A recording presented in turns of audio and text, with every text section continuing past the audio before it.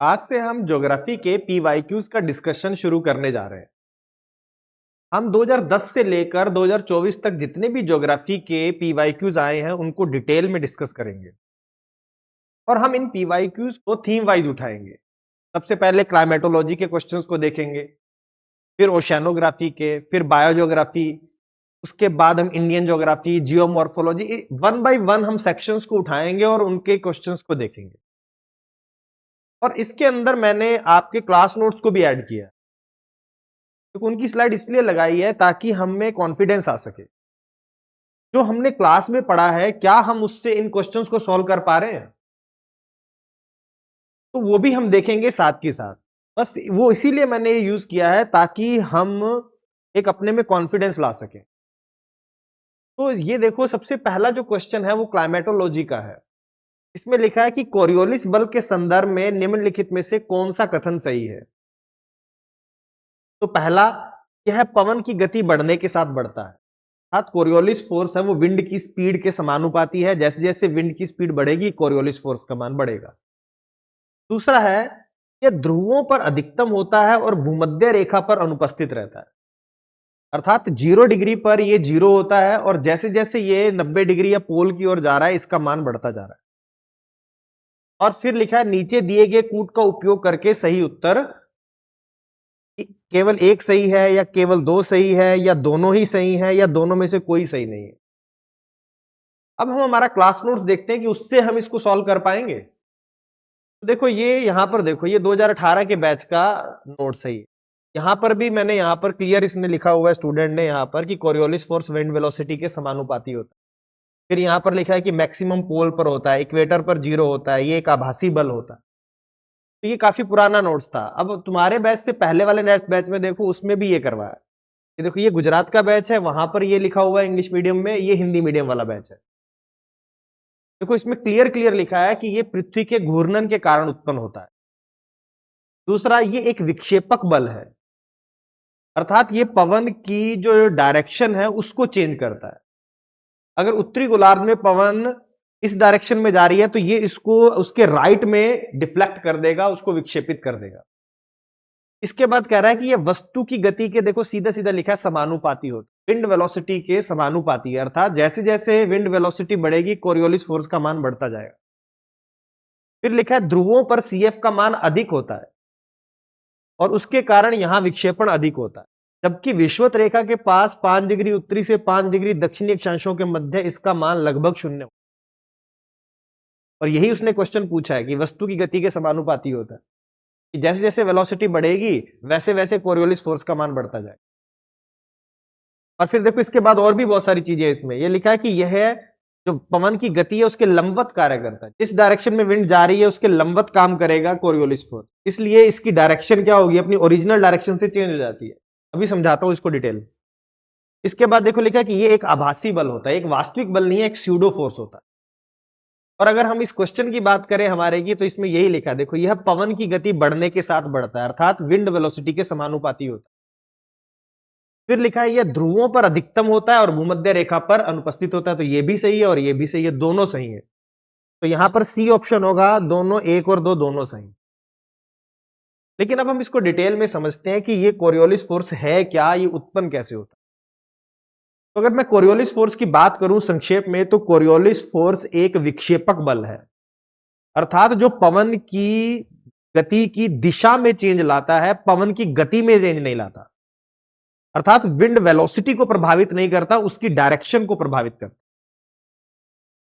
दूसरी बात करूं तो ये एक स्यूडो फोर्स है, आभासी बल है। तीसरी बात अगर मैं इसकी बात करूं तो ये पृथ्वी के घूर्णन के कारण उत्पन्न होता है। तो अगर मैं यहां पर इसका डायग्राम बनाऊं, तो अगर हम यहां बात करें तो ये मान लो कि हमारा ग्लोब है, अर्थ है, और यहां पर ये 0 डिग्री है, इक्वेटर है, और इसके ऊपर वाला पार्ट होता है नॉर्दर्न हेमिस्फीयर और इसके दक्षिण में होता है दक्षिणी गोलार्ध। तो अगर विंड की डायरेक्शन ये है, इस डायरेक्शन में विंड जा रही है, तो ये इसको इसके दाईं ओर मोड़ देगा, उत्तरी गोलार्ध में। लेकिन अगर आप दक्षिणी गोलार्ध में हो और विंड की डायरेक्शन ये है, तो ये इसको बाईं ओर मोड़ देता है, बाईं ओर डिफ्लेक्ट कर देता है। अर्थात ये विंड वेलोसिटी को इफेक्ट नहीं कर रहा, लेकिन उसकी डायरेक्शन को इफेक्ट कर रहा है। तो इसकी गति में कोई परिवर्तन नहीं लाएगा, इसकी दिशा में परिवर्तन लाएगा। और देखो ये इसकी डायरेक्शन को बदल रहा है, तो इसीलिए इसको विक्षेपक बल कहा गया। लेकिन ये उत्पन्न क्यों होता है? देखो इसको उत्पन्न होने का कारण है अर्थ की जो रोटेशनल स्पीड है उसमें अंतर होना। अगर आप 0 डिग्री पर हो तो यहां पर पृथ्वी की जो घूर्णन की गति, अर्थ जो अपनी एक्सिस पर घूमती है, वो सबसे ज्यादा होती है 0 पर। और जैसे जैसे आप उत्तर की ओर जाओगे, पोल की ओर जाओगे, या इधर दक्षिणी पोल की ओर जाओगे, तो स्पीड कम होती जाती है। अर्थात 0 से आप पोल की ओर जा रहे हो तो अर्थ की जो रोटेशनल स्पीड है उसमें अंतर आ रहा है। हर अक्षांश पर उसकी अलग अलग स्पीड है। इस डिफरेंशियल रोटेशन की वजह से, इस विभेदी घूर्णन की वजह से ही ये आपका कोरियोलिस फोर्स उत्पन्न होता है, जो कि एक विक्षेपक बल है। तो ये भी आपको ध्यान में रखना है कि पृथ्वी के घूर्णन के कारण ये उत्पन्न होता है। और तीसरा देखो, ये जो आपको ध्यान में रखने वाली बात है कि ये हमेशा जो विंड डायरेक्शन है उसके लंबवत काम करता है। वो कैसे काम करता है? देखो, मान लो कि ये समदाब रेखाएं हैं, 4 समदाब रेखाएं यहां पर 1050 MB है मिलीबार, ये 1040, ये 1030, ये 1020। तो देखो यहां पर 1050 MB वायुदाब है, इट मींस यहां पर हाई प्रेशर है, उच्च वायुदाब है।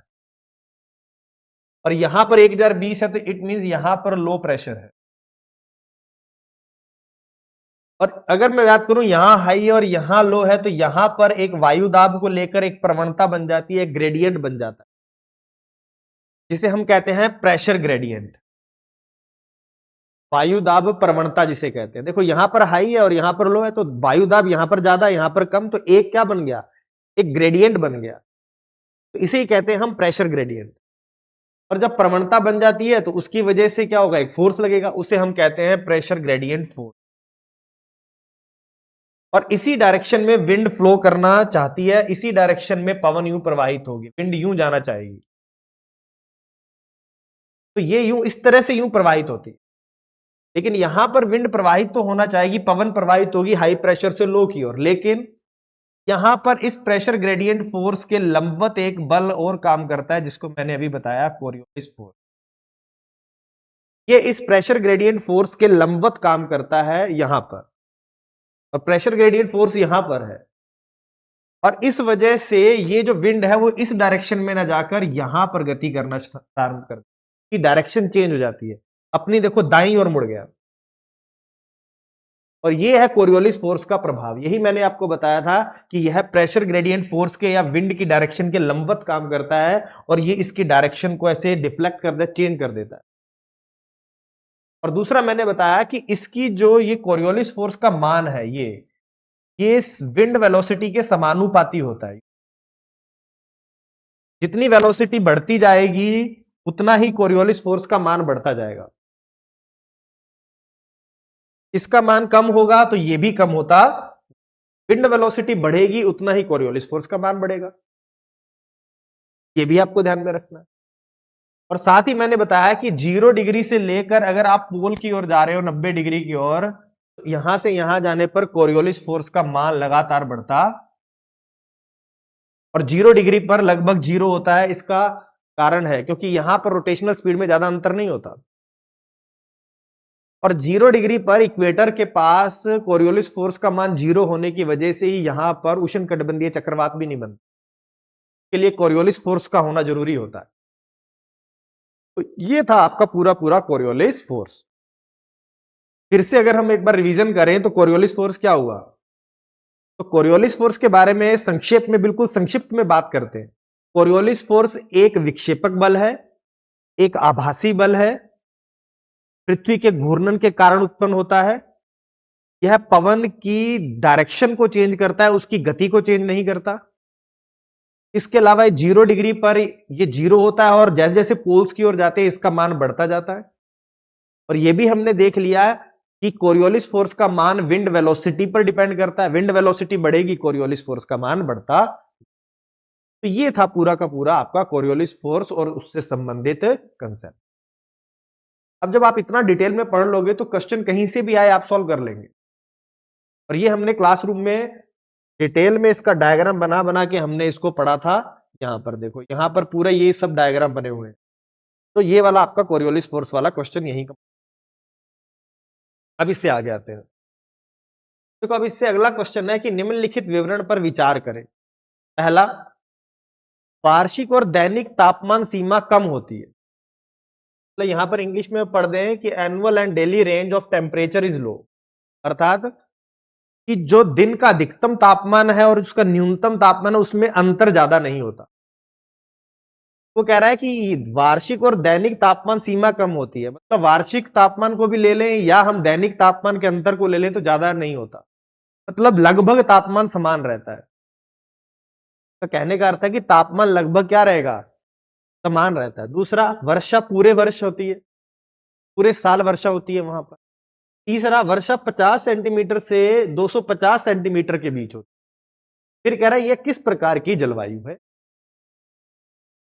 और उसके बाद कह रहा है कि ये ऑप्शन नहीं है कि भूमध्य रेखीय जलवायु है, 3 प्रकार की जलवायु है, आर्द्र उपोष्ण कटिबंधीय जलवायु है, समुद्री पश्चिमी तटीय जलवायु।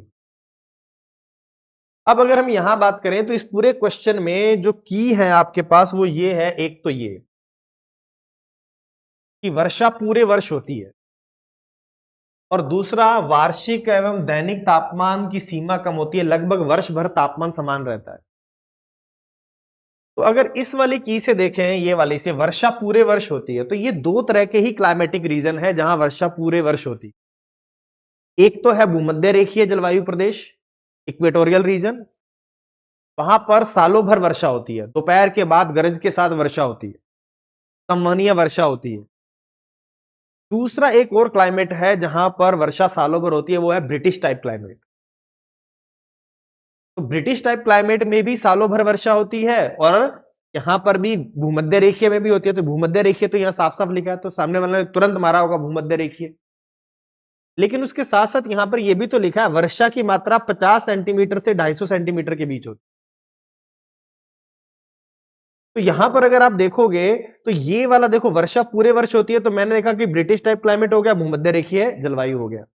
वार्षिक और दैनिक तापमान सीमा कम होती है, तो ब्रिटिश टाइप क्लाइमेट की बात करोगे वो भी समुद्र के तट के पास पड़ता है, पश्चिमी भाग में महाद्वीपों के, अभी दिखा रहा हूं, महाद्वीपों के पश्चिमी भाग में है, समुद्र के किनारे है। तो जो समुद्र के पास होगा तो वहां पर तापमान की जो रेंज होती है वो कमी होती है, क्योंकि ओशन जो होता है वो धीरे धीरे गर्म होता है, धीरे धीरे ठंडा होता है, इसलिए जो तटीय क्षेत्र होते हैं वहां पर तापमान में ज्यादा फ्लक्चुएशन नहीं होता है। तो दोनों में ही ये कंडीशन लागू हो सकती है। लेकिन तीसरी कंडीशन यहां पर देखो लिखा है कि वर्षा 50 सेंटीमीटर से 250 सेंटीमीटर के बीच होती है। अब यहां से आपको अलग करना था कि जो इक्वेटोरियल रीजन होते हैं वहां पर वर्षा 200 सेंटीमीटर से ज्यादा होती है, उससे थोड़ा कम भी लोगे तो 150 सेंटीमीटर से तो ज्यादा ही ज्यादा है वहां पर।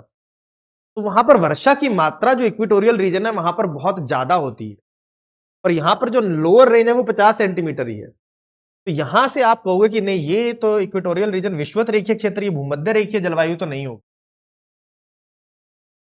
अब उसके बाद फिर क्या ऑप्शन बचता है, फिर हमारे पास ब्रिटिश टाइप क्लाइमेट बचता है, लेकिन यहां पर ब्रिटिश टाइप तो दिया नहीं है। अब जब ब्रिटिश टाइप क्लाइमेट यहां नहीं दिया तो यहां लिखा है समुद्री पश्चिमी तटीय जलवायु।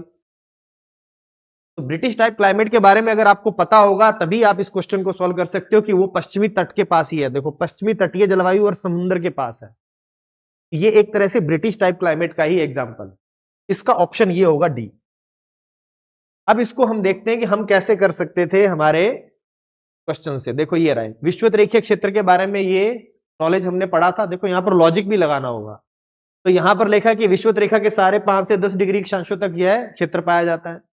इसके बाद इसके क्षेत्र दिए हुए हैं कि ये ब्राजील में है, कोंगो में है, मलेशिया में है, इंडोनेशिया में, इन क्षेत्रों में है। देखो यहां पर लिखा है वर्ष भर तापमान लगभग एक समान रहता है, एनुअल रेंज कम है। दूसरा, दैनिक तापांतर भी यहां पर कम रहता है, तो ये तो की यहां से निकल आया। फिर औसत वार्षिक वर्षा 200 सेंटीमीटर से अधिक होता है। अगर कुछ क्षेत्रों में मान भी लोगे तो 150 सेंटीमीटर से तो हमेशा ज्यादा ही रहेगी। तो ये की तो यहां से आ गई, तो यहां से पकड़ में आया। इसके बाद इसके बारे में अन्य चीजें जो हमने यहां डिस्कस की थी वो अलग है। इसके बाद अगर मैं बात करूं ब्रिटिश तुल्य जलवायु की, तो यहां पर देखो, यहां पर भी क्या लिखा है, यहां वर्ष भर पछुआ पवनों के प्रभाव में वर्षा होती है, सालों भर यहां पर वर्षा होती है। और अगर हम यहां पर इस रीजन को देखने की बात करें ये कहां पर मिलता है, तो इसको इस डायग्राम से भी देख सकते हैं हम। यहां पर ये देखो, यहां पर ये है ब्रिटिश टाइप क्लाइमेट। इधर देखेंगे तो ये जो है, ये देखो यहां लिखा है ये ब्रिटिश टाइप क्लाइमेट है। ये रहा महाद्वीपों के पश्चिमी भाग में, यहां देखो ये वैंकूवर का इलाका जो कनाडा का ऊपरी भाग है, यहां पर ये रहा पूरा का पूरा नॉर्थ वेस्ट यूरोप वाला पार्ट। ये ब्रिटिश टाइप क्लाइमेट है। यहां पर दक्षिणी गोलार्ध में यहां पर थोड़ा सा चिली में मिलता है, और यहां पर तस्मानिया में यहां मिलेगा, और न्यूजीलैंड में। ये पूरा का पूरा देखो ये इलाका समुद्र के पास है, देखो ये ओशन के बिल्कुल पास है यहां पर, और पश्चिमी तट पर है।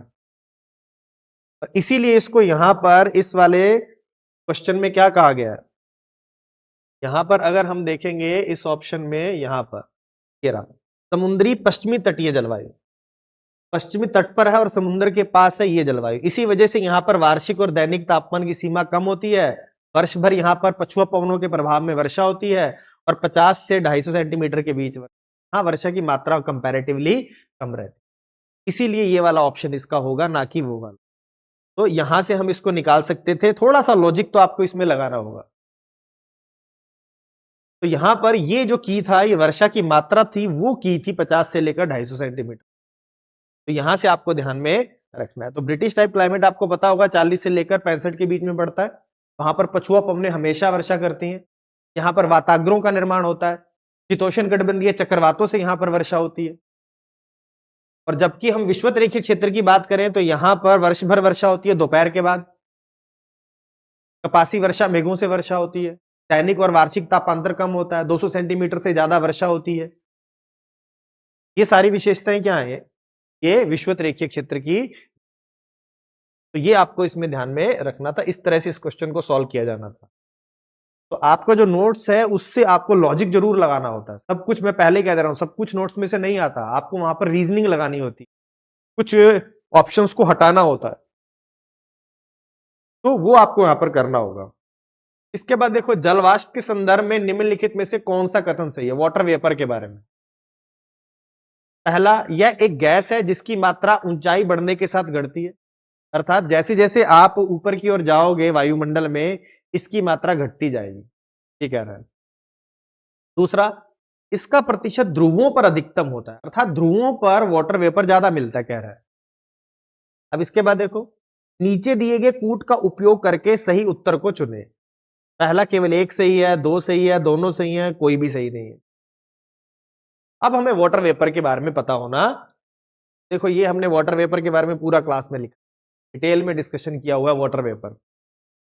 सबसे पहले बात करें कि तो जल वाष्प है क्या। तो वायुमंडल में जो गैसियस फॉर्म में जल होता है उसे ही हम वाटर वेपर कहते हैं, अर्थात जो गैस के फॉर्म में या वाष्प के रूप में जल वायुमंडल में मौजूद है वही है वाटर वेपर। और अगर मैं बात करूं कि इसकी मात्रा ऊंचाई के साथ कम होती है या बढ़ती है, उसका अंदाजा आप इस बात से लगा सकते हो, लॉजिक से लगा सकते हो। ऐसे लिखा है लेकिन फिर भी हम लॉजिक से लगा सकते हैं कि देखो, पानी का सोर्स अर्थ सरफेस है, ओशन है। तो वायुमंडल में अगर जलवाष्प जा रही है तो वो कहां से जाएगी, पृथ्वी की सतह पर जो जलीय निकाय हैं, नदियां हैं, सागर हैं, झीलें हैं, इनमें से पानी इवेपोरेट होगा, वाष्पीकृत होगा।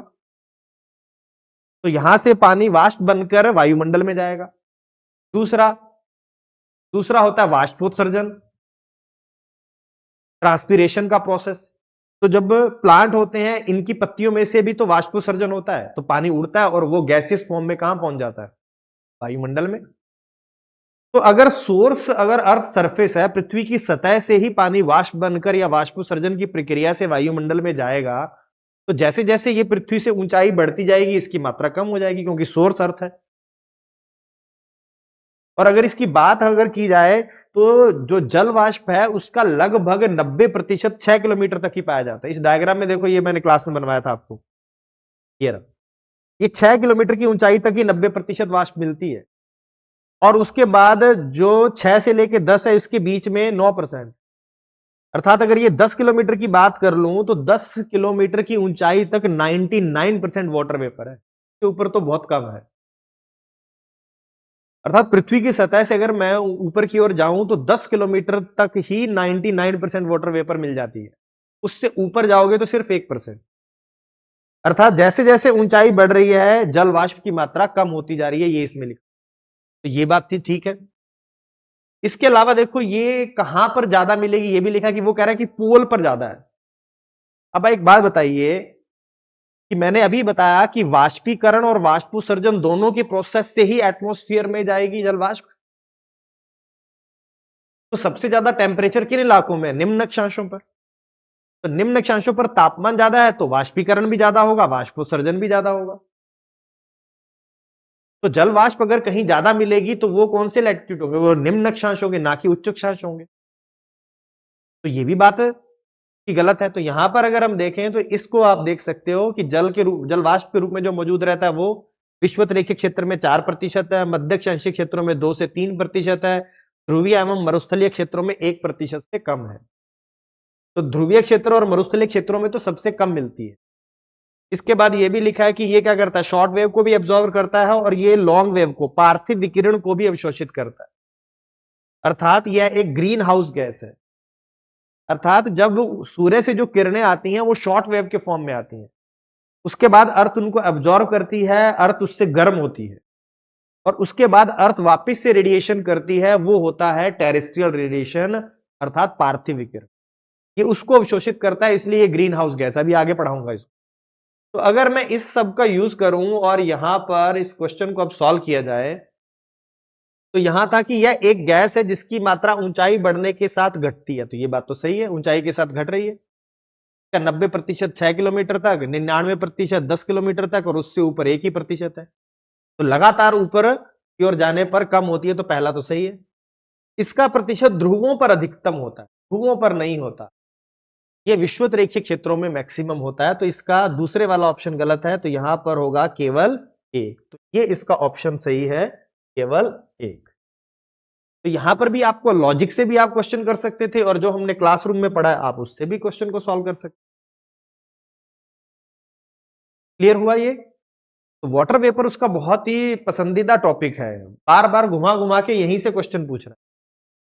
अभी आगे एक और क्वेश्चन आएगा वाटर वेपर, एक क्वेश्चन में एक सब पार्ट के रूप में ये वाटर वेपर पर क्वेश्चन। तो आगे बढ़ते हैं, देखो अगला क्वेश्चन। अब इससे अगले क्वेश्चन की अगर मैं बात करूं तो यहां पर क्वेश्चन है कि भूमध्य रेखा पर क्षोभ मंडल की मोटाई ध्रुवों की तुलना में कहीं अधिक होती है। कह रहा है कि भूमध्य रेखा पर क्षोभ मंडल की मोटाई ध्रुवों की तुलना में कहीं अधिक होती है। अर्थात जो क्षोभ मंडल है वो विषुवत रेखा पर अधिक ऊंचाई तक मिलता है और पोल्स पर उसकी ऊंचाई कम होती है। ठीक है, दूसरा देखो, भूमध्य रेखा पर ऊष्मा को मजबूत संवहनीय धाराओं द्वारा अधिक ऊंचाई तक पहुंचाया जाता है। वो कह रहा है कि ये कथन एक है, ये कथन दो है, तो वो कथन कारण के रूप में पूछेगा।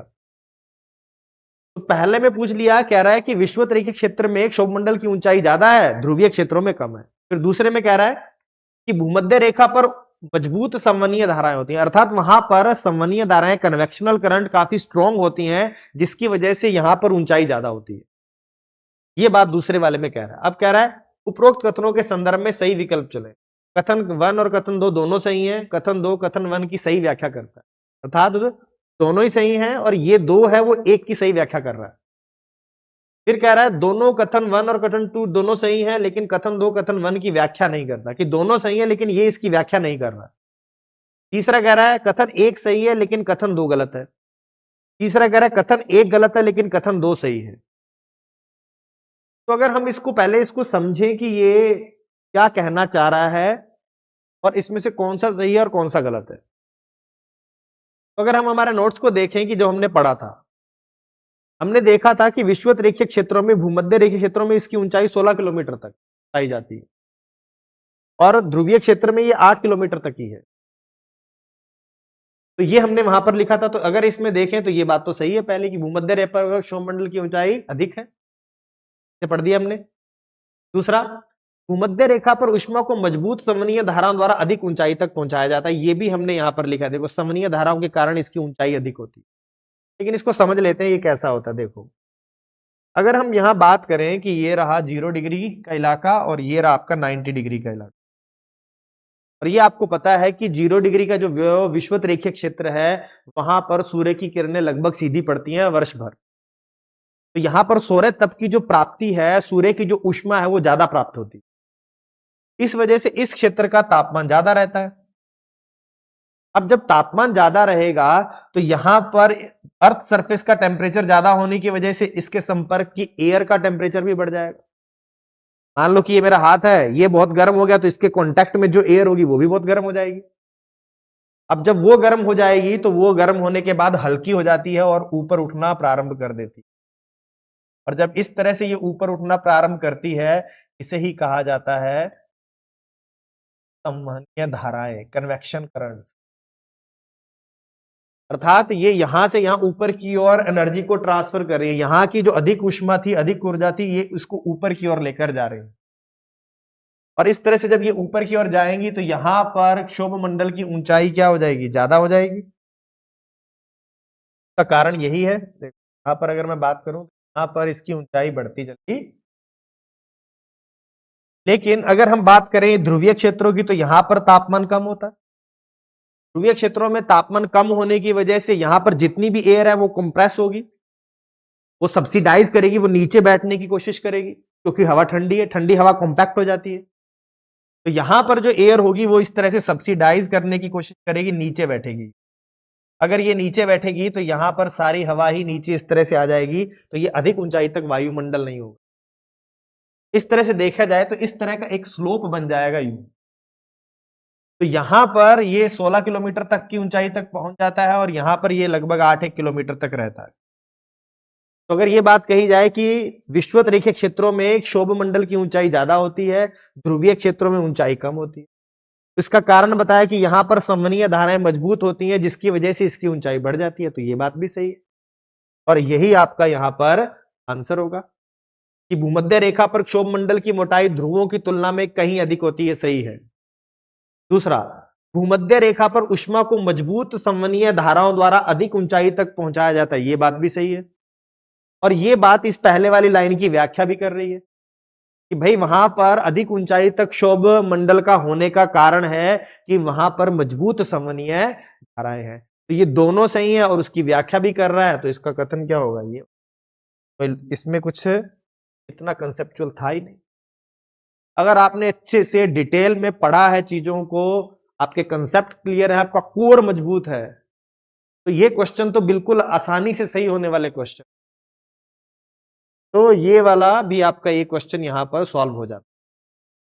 अब हम नेक्स्ट क्वेश्चन देखते हैं। देखो नेक्स्ट क्वेश्चन क्या है, इसमें लिखा है कि निम्नलिखित कथनों पर विचार करें।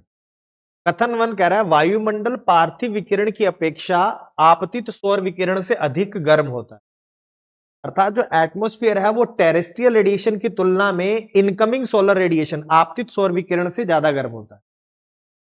दूसरा कह रहा है कथन वायुमंडल में कार्बन डाइऑक्साइड और अन्य ग्रीन हाउस गैसें दीर्घ तरंग विकिरण, लॉन्ग वेव रेडिएशन की अच्छी अवशोषक होती हैं। फिर कह रहा है उपरोक्त कथनों के संदर्भ में सही विकल्प चुने। फिर वही जो लास्ट हमने देखा था कि दोनों सही है, कथन 2 कथन 1 की व्याख्या करता है। फिर दोनों कथन सही है लेकिन कथन 2 कथन 1 की व्याख्या नहीं करता है। कथन 1 सही है, कथन 2 गलत है। कथन 1 गलत है लेकिन कथन 2 सही। अगर हमें ये आ रहा है तो ये अपने आप आराम से निकल आएगा।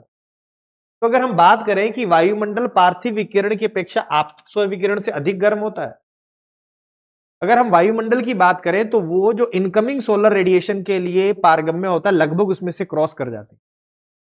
हमने ये पढ़ा भी है डिटेल में।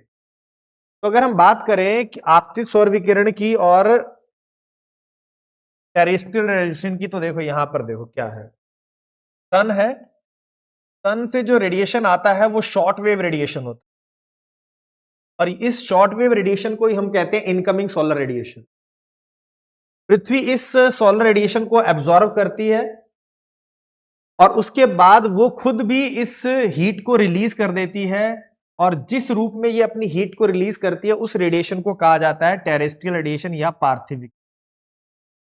और ये होता है इंफ्रारेड के रूप में, आईआर, इंफ्रारेड रेज के रूप में ज्यादातर ये होता है।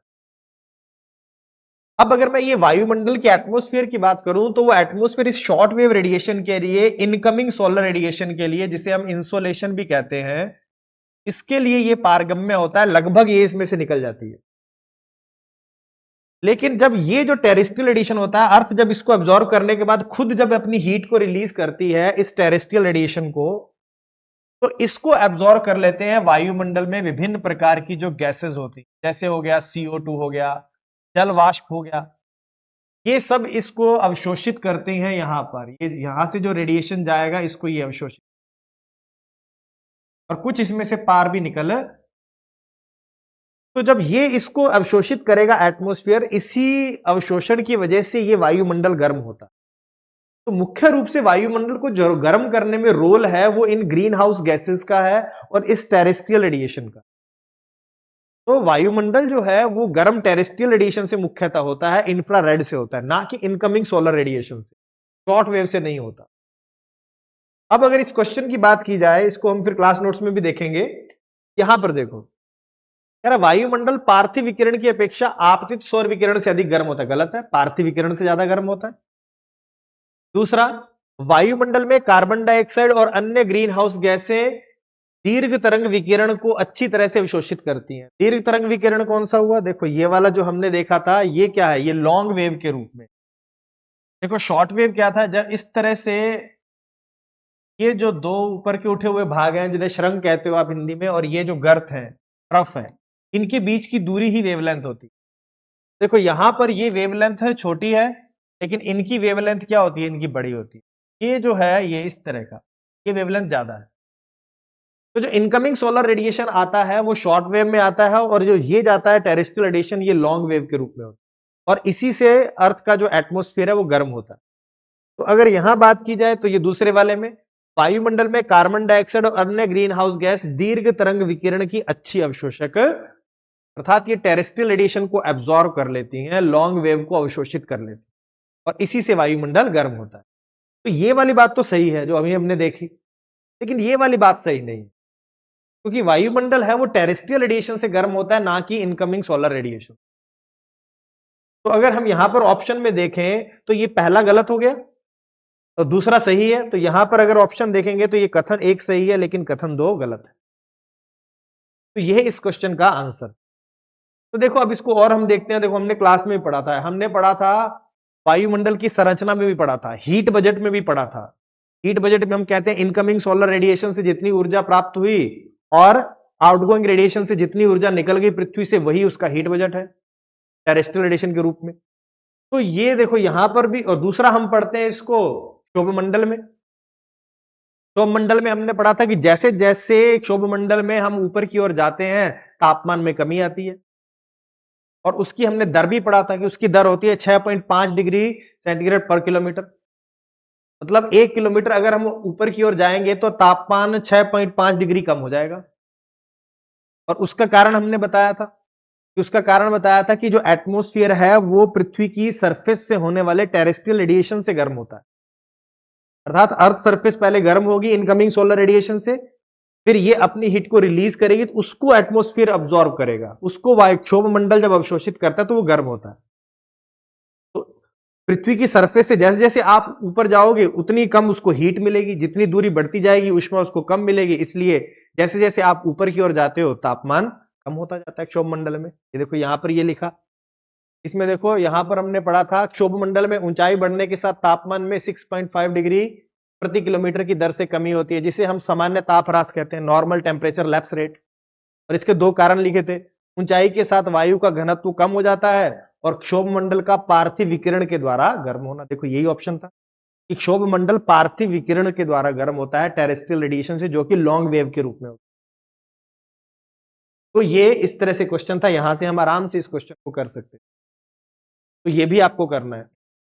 अब आगे देखते हैं। देखो देखो यहां पर भी हमने पढ़ा था क्लाइमेट चेंज वाले में भी। तो देखो ये रहा इनकमिंग जो रेडिएशन है वो शॉर्ट वेव में आया, देखो फिर अर्थ ने इसको अब्सॉर्ब किया, फिर ये आउटगोइंग रेडिएशन है, टेरेस्ट्रियल रेडिएशन है, इसको वायुमंडल द्वारा अवशोषित कर लिया। और यहां पर देखो ये ग्रीन हाउस गैस का रोल दिखाया कि ये ग्रीन हाउस गैस इसको अवशोषित करती है टीआर को, और ये लॉन्ग वेव के रूप में। ये हमने हीट बजट में पढ़ा, क्लाइमेट चेंज में पढ़ा, क्षोभमंडल में पढ़ा, वहीं से इस क्वेश्चन को सॉल्व करना। तो देखो कितने सारे क्वेश्चन हैं जो 2024 के आराम से सही किए जा सकते थे। देखो यहां से अगर हम देखें इनमें से कोई ऐसा क्वेश्चन नहीं है जो आप गलत करो। पहला क्वेश्चन आराम से सही हो जाता, दूसरे में भी कोई दिक्कत नहीं है, तीसरा भी सीधा सीधा क्वेश्चन था, ये चौथा क्वेश्चन आराम से क्षोभ मंडल वाला सही हो सकता था, ये पांचवा क्वेश्चन ये भी ठीक था। अब आते हैं अगले क्वेश्चन पे, छठे। ये क्वेश्चन थोड़ा सा ट्रिकी था। देखो इसमें क्या था, कह रहा जनवरी माह में समतापी मानचित्रों से निम्नलिखित में से कौन सा निष्कर्ष सही है। सबसे पहले तो समतापी मानचित्र का अर्थ क्या हुआ, जिस पर समताप रेखाएं लगी हो, ठीक है, आइसोथर्म्स लगी हो। आइसोथर्म का अर्थ क्या होता है, वो रेखाएं जो समान तापमान वाले स्थानों को आपस में जोड़ती हैं। अर्थात 20 डिग्री टेम्परेचर है तो उन वहां वाले टेम्परेचर वाले सभी स्थानों को वो आपस में जोड़ देंगी, उन्हें बोलते हैं समताप रेखाएं, आइसोथर्मल लाइन। तो ये वो मैप है। इसके बाद वो इसके बारे में कहता है कि समताप रेखाएं महासागरों के ऊपर उत्तर की ओर, महाद्वीपों के ऊपर दक्षिण की ओर विचलित हो जाती हैं। ये कब की बात कर रहा है, जनवरी माह की। तो यहां पर पहला तो ये गौर जरूर करना है, यहां पर गलती नहीं होनी चाहिए। ये कौन से महीने की बात कर रहा है, जनवरी की।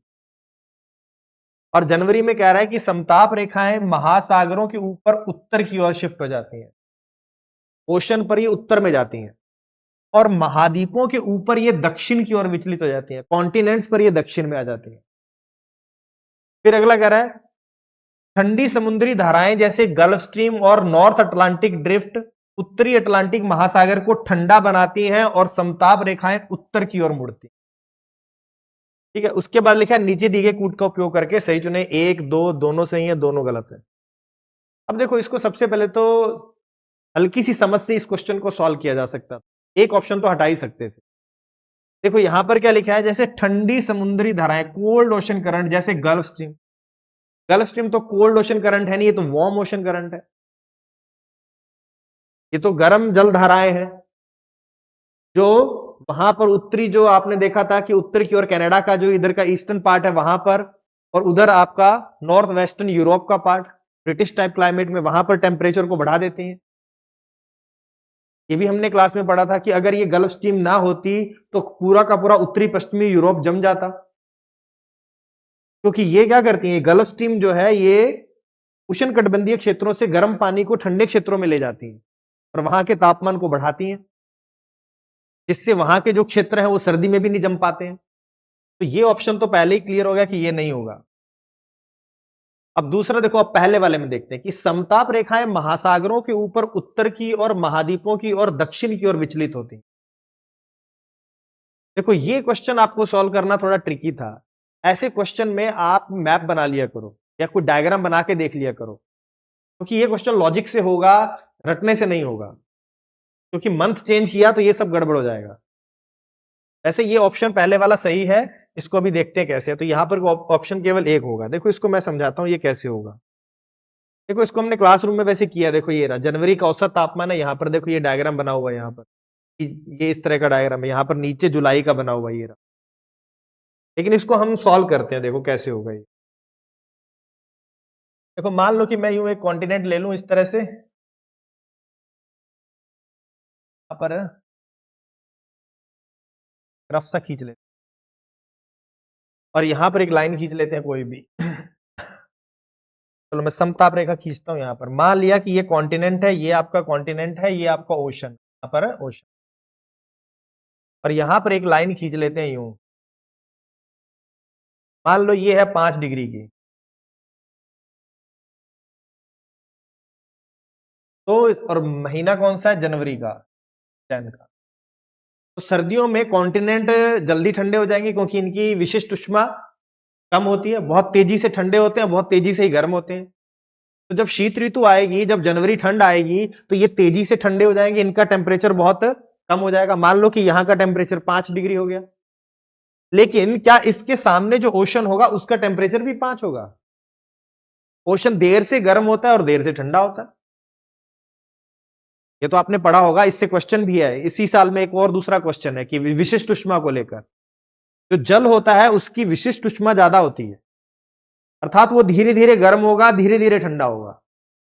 उसके अलावा ओशन में मिक्सिंग होती रहती है। उसके अलावा उसमें जो सूर्य का प्रकाश है वो गहराई तक जाता है। इस वजह से जो ओशन होता है वो धीरे धीरे गर्म होता है और धीरे धीरे ही ठंडा होता है। तो अगर मैं यहां कॉन्टिनेंट की बात करूं तो यहां पर तो ये तेजी से ठंडा होकर इसका टेम्परेचर 5 हो गया, लेकिन क्या इसके बराबर जो ओशन होगा इसका टेम्परेचर भी 5 होगा? इसका टेम्परेचर 5 नहीं होगा। उसका रीजन क्या है? क्योंकि ये धीरे धीरे ठंडा होगा।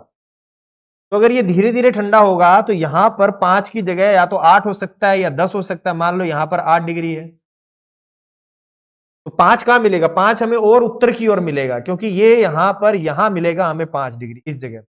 इस जगह पर 5 मिला तो ये समताप रेखाएं कहां होंगी? इस 5 की तरफ जाएंगी। तो ये कैसे शिफ्ट होगी? उत्तर की ओर शिफ्ट होगी। दोबारा देखो, ये कॉन्टिनेंट है तो कॉन्टिनेंट बहुत तेजी से ठंडा होगा, तो यहां का टेम्परेचर 5 डिग्री हो गया। लेकिन इसके बराबर जो एरिया होगा ओशन का वो धीरे धीरे ठंडा होगा, इसके जितना ठंडा नहीं होगा। इसकी तुलना में यहां का टेम्परेचर ज्यादा होगा। तो यहां का टेम्परेचर मान लिया 8 डिग्री है, तो 5 का होगा? 5 पोल की ओर होगा, तो देखो ये ऊपर की ओर होगा 5 डिग्री। और जब हम समताप रेखा को लाएंगे, वो समान तापमान वाले स्थानों को मिलाने वाली रेखा है, तो ये 5 डिग्री जब यहां से आई तो यहां पर जाएगी, तो इसको यहां 8 मिलेगा, तो 5 इधर मिलेगा, तो ये उत्तर की ओर शिफ्ट हो जाएगी। और वापस से जब यहां आएगी कॉन्टिनेंट पे, फिर से ये नीचे ऐसे आ जाएगी, 5 यहां मिलेगी। तो अगर यहां पर बात करें तो कॉन्टिनेंट पर समताप रेखाएं जनवरी में दक्षिण की ओर शिफ्ट हो जाती हैं और ओशन में ये उत्तर की ओर शिफ्ट हो जाती है। और इसका उल्टा कर लेंगे, अगर जुलाई की बात कर लेंगे तो जुलाई में क्या होगा? यहां पर ये उत्तर की ओर हो जाएंगे, वो दक्षिण की ओर शिफ्ट हो जाएंगे। तो एक याद है तो दूसरा अपने आप ही निकल आएगा। तो अब इस ऑप्शन को देखें, अगर हम इस क्वेश्चन को यहां पर इस क्वेश्चन को देखा जाए यहां पर, तो समताप रेखाएं महासागरों के ऊपर उत्तर की ओर और महाद्वीपों के ऊपर दक्षिण की ओर विचलित होती हैं या विक्षेपित होती हैं, तो यह बात तो सही है, अभी हमने देखा।